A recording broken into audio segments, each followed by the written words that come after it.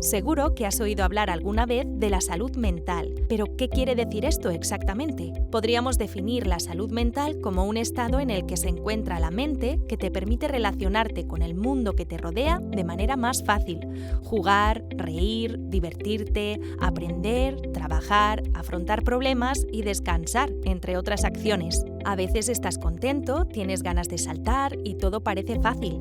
En cambio, otras veces puedes estar enfadado o triste. Todas estas emociones forman parte de tu estado mental. Cuando tu mente está sana, te sientes tranquilo y capaz de afrontar las cosas buenas y también las más difíciles.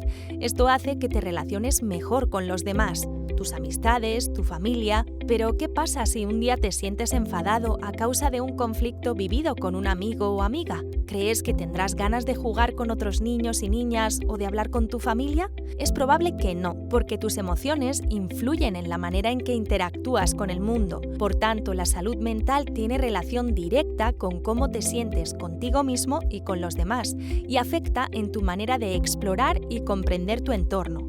Cuando una persona tiene un problema de salud mental o trastorno mental, puede experimentar cambios en sus emociones y su conducta que dificultan las relaciones con los demás, familia, amistades y la manera de reaccionar ante los retos que se presentan en el día a día.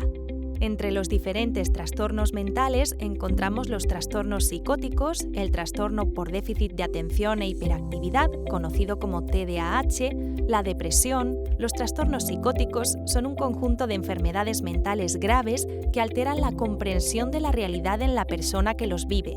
Esto quiere decir que una persona con trastorno psicótico tiene pensamientos y percepciones que no concuerdan con la realidad. Ve y oye cosas diferentes a las otras personas.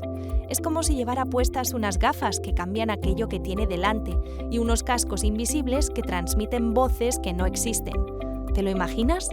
Esto complica mucho la interacción con el mundo y genera mucho estrés y sufrimiento en la persona afectada.